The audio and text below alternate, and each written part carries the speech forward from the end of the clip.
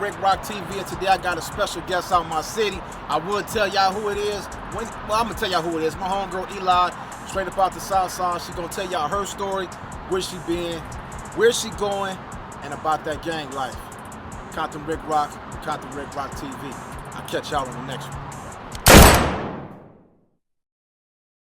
So yeah, I'm ELI, born and raised out of Compton. My grandma got custody of me and my siblings at 4.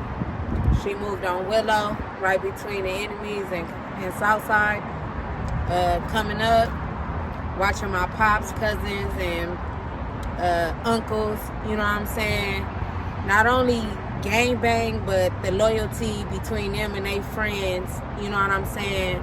And even with my friends coming up, G-Moms used to basically cook for all of us. Like, we used to have a house full of homies, family, all love, you know what I'm saying? And the way we used to operate when I came in the game was, you mess with one, you mess with all. Like, it's disrespectful. You disrespected me when you disrespect the person on the side of me.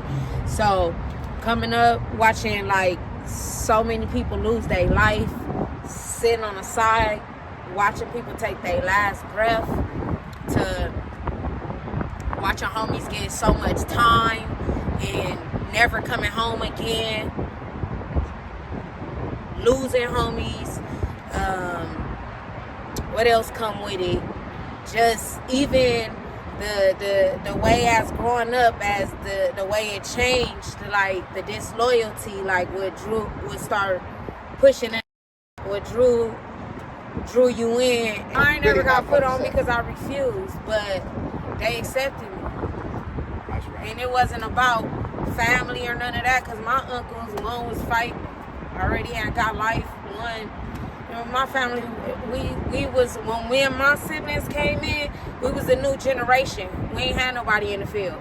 So it wasn't no, oh, my family is this person or that person. Like, we made our own name for ourselves. Like, so it was what it was. Like, I was in the park every day, and it was subject to everything everybody else subject to. I lived, like I said, between the enemies and mine.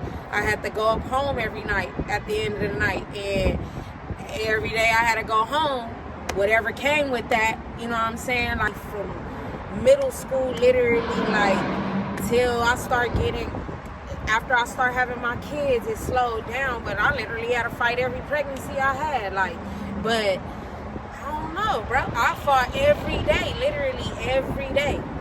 How many kids you got? 4. 4. You know what? I see that you're a good mother.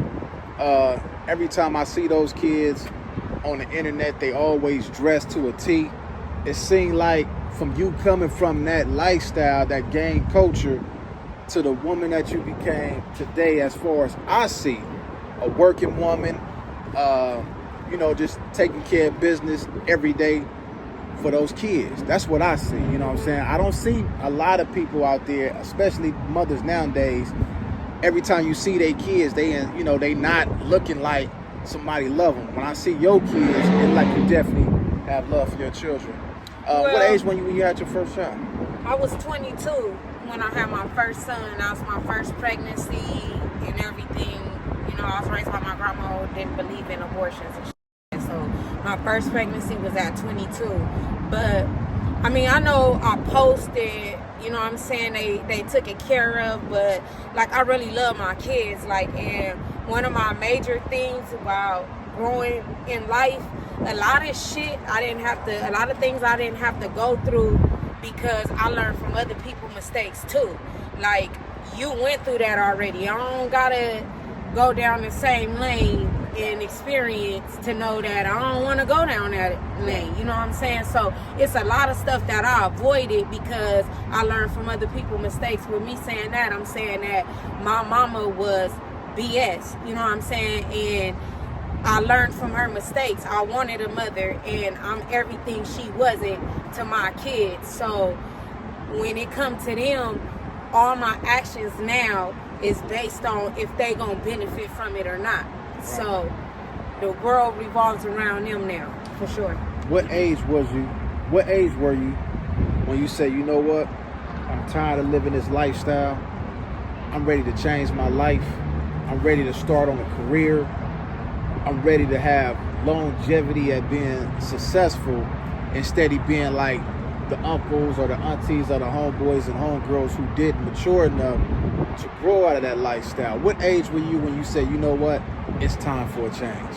You know what I'm saying? I ain't even gonna sit here and lie. You know what I'm saying? I'm 35 years old and I'm still learning and I'm still growing and I'm still detaching from the lifestyle. Like, because even though I make a change, like my siblings, my 2 little sisters was like my kids before I had kids. So sometimes I'm willed into certain because they still in certain stuff, you know what I'm saying? So it's like I've been preaching distance and I'm cool on it since I had my first kid at 22, but I still been dipped in certain things because sometimes others can't accept change from you, you know what I'm saying? And I've been backed up against the wall a couple of times out of people, you not getting a reaction out of me, and they go further and further, and it's like until you react, you know what I'm saying? And back in the days it was like you usually react the first time so you don't gotta go through this no second and third time, you know what I'm saying? But when you fighting for change, you take a lot. So with that being said, I still been in BS, you know what I'm saying, here and there or whatnot, whether I want it to be or not, you know what I'm saying? Some things is just no turning the cheek situation, and unfortunately that would come with having a name also, you know what I'm saying? Your name follow you forever. So when you stamped a certain way, certain people, it don't matter how much you preach that change, they know you for what they know you and they remember you as, and that's how they approach you, and now you in some Nah, they gotta respect the change. If they don't respect the change, then them definitely not the people that but you at the end of the day, but let me violence end up being a mother. Let me land. Now we can't always look at I'm not saying it's the way though. No. Just saying. This is what I'm saying. Look, listen. If a person can't respect or accept the change that you took to better yourself, then we ain't friends. So I'm gonna get to my next question. You're in the medical field. How did you get into the medical field? What made you want to go that direction? Because I just always had a passion for helping people.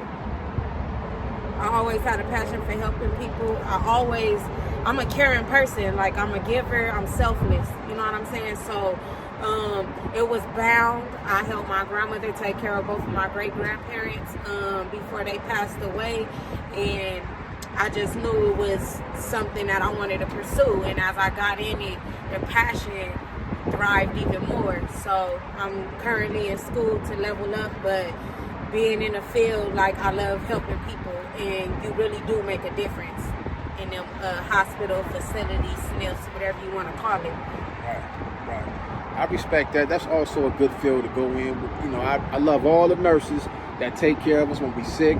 Our parents are sick, our kids are sick. Y'all the ones on the front line taking care of us. So, you know, I respect that, and I appreciate you for that. It's Compton Rick Rock with Compton Rick Rock TV, and I got one of Compton's own.